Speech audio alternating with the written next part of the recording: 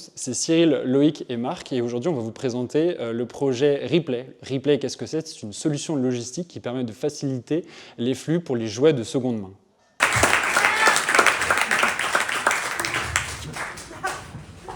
Bonsoir et merci. Nous sommes Replay, nous sommes un groupe de développeurs et nous avons beaucoup de chance parce que notre application va bientôt être testée grandeur nature dans une entreprise qui a des valeurs. Cette entreprise, c'est Enjoué, elle est représentée ce soir dans la salle. C'est une entreprise, Enjoué, c'est une entreprise de reconditionnement de jouets issus de dons. C'est une entreprise de l'économie sociale et solidaire. Enjoué, c'est 51 personnes, 44 personnes en réinsertion. Et c'est une entreprise qui est en train de faire un énorme changement d'échelle parce qu'elle a doublé son effectif dans l'année. Elle a aussi des objectifs très ambitieux de production parce qu'avant tout, ça reste une entreprise. Ce qu'on doit faire pour Enjoué grâce à notre application, c'est leur permettre d'éliminer le papier. C'est-à-dire que maintenant, il va falloir digitaliser. Le papier, c'est des sources d'erreurs, c'est des tâches à non-valeur ajoutée. On a aussi comme objectif avec notre application de leur permettre de passer encore plus de temps sur la valorisation d'un jouet, c'est-à-dire passer moins de temps à calculer un prix, des choses comme ça. Donc on a intégré l'IA, on va vous montrer par la suite. Et puis je vais laisser la parole à Loïc qui va démarrer la démonstration. Bonjour, je suis un opérateur au sein du pôle de triage qui s'occupe de classifier les jouets. Donc, en effet, depuis que j'ai découvert l'application Replay, en 2-3 clics, j'ai gagné en simplicité, en efficacité. Concrètement, comment fonctionne l'application Replay? Donc, je dois trier des jouets selon leur spécificité, leur catégorie, en fonction qu'ils soient électroniques ou non électroniques. Concrètement, je viens de recevoir un don, des jouets. Donc là, pour le coup, j'ai une voiture plutôt électronique, une voiture de police. Donc je vais la poser dans ma boîte de jouets. Je vais la peser. On a des moyens. 2 kilos. Je vais sur mon application, je crée ma boîte. J'ai choisi la catégorie.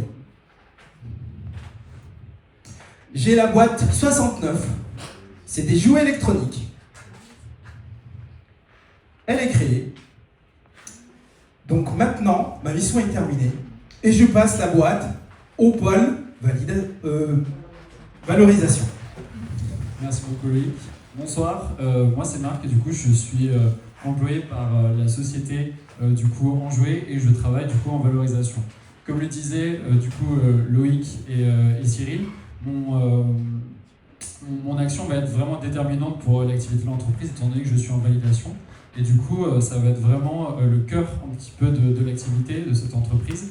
Et du coup, ce qu'on a designé pour faciliter la vie et être vraiment très intéressant, ça va être du coup en début de chaîne récupérer les boîtes qui vont contenir normalement que des jouets de la même catégorie.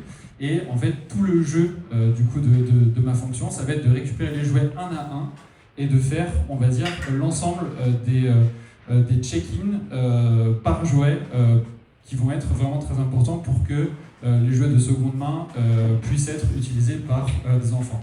Techniquement, si le jeu n'est pas propre, le nettoyer. Si le jeu n'est pas cassé ou si le jeu ne comporte pas de parties qui soient manquantes, c'est des choses que je vais devoir noter, que je vais devoir faire en termes de reporting. Donc là, techniquement, est-ce que le jeu marche? Incroyable, le jeu marche, et c'est une voiture de police, c'est parfait. Au niveau historique, l'idée c'était vraiment de faire le reporting de toutes ces petites checkings sur une liste papier, mais il pouvait y avoir des soucis, perte de la liste, incompréhension dans les choses qui étaient marquées dessus, et du coup ça pouvait être un peu problématique, notamment pour faire du reporting et pour être vraiment pleinement opérationnel et donner à l'entreprise vraiment des KPI qui soient intéressantes. Nous, ce qu'on propose avec Replay, c'est vraiment de tout digitaliser et de tout mettre sur la même application. Donc là, techniquement, j'ai fait un petit peu tous les checks sur mon jouet. Je vais juste ajouter un jouet dans la box qui a été créée auparavant par Loïc. incroyable. Je vais prendre une photo également. Hop là. J'enlève le cache, c'est décollé comme ça. Je prends en photo le jouet, hop, je l'ajoute à mon application, donc tout se fait de manière vraiment très très fluide. J'indique les caractéristiques qui ont été validées en amont et j'intègre le jouet dans la base de données. Ce qu'il faut savoir, c'est qu'avant, une grosse partie, une grosse perte de temps qui était nommée, c'était chercher un prix pour un jouet de seconde main, ce qui peut être parfois un petit peu compliqué. Savoir quel était le prix neuf, est-ce qu'on fait diviser par deux, un petit peu plus, un petit peu moins. Aujourd'hui, en fait, tout se fait automatiquement avec l'application via l'importation d'un modèle IA qui tourne et qui, du coup, avec toutes les informations qu'on a pu renseigner avant, va déterminer automatiquement le prix de vente qui soit le plus juste et le plus cohérent possible. À présent, une fois que j'ai fait tout ça, ma mission est terminée et le jouet peut partir en contrôle qualité. Merci Marc.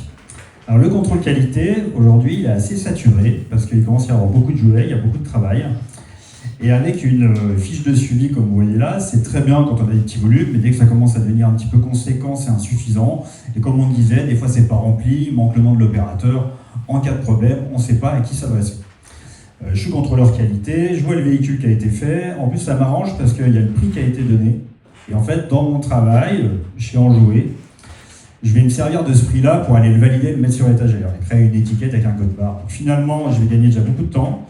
Je vois un peu ce qui a été fait. Donc là, j'ai une petite loupe, je ne sais pas si vous avez vu, ça me permet d'accéder à un menu qui m'est réservé. L'opérateur ne peut pas y aller. Et par exemple, si je le contrôle, donc on est vraiment dans une autre pièce, j'ai ce jouet, s'il n'est pas propre, je peux le décocher en un clic. Et ensuite, je peux le renvoyer en revalorisé, jaune là-haut. Comme je peux le mettre en vente en disant bah non, tout va bien, je le mets en vente. C'est ce que je vais faire maintenant, pour gagner un petit peu de temps.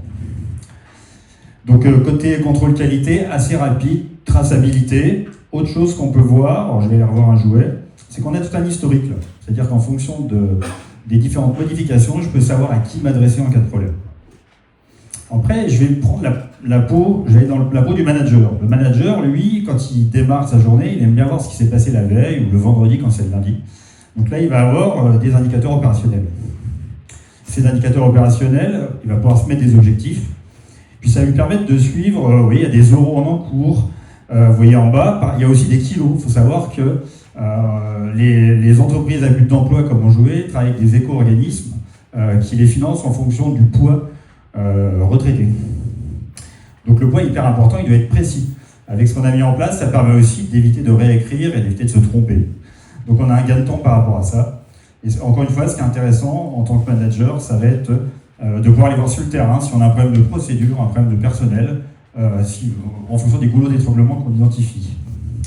J'ai envie de dire que Ripley, c'est quand même l'application qui nous plaît.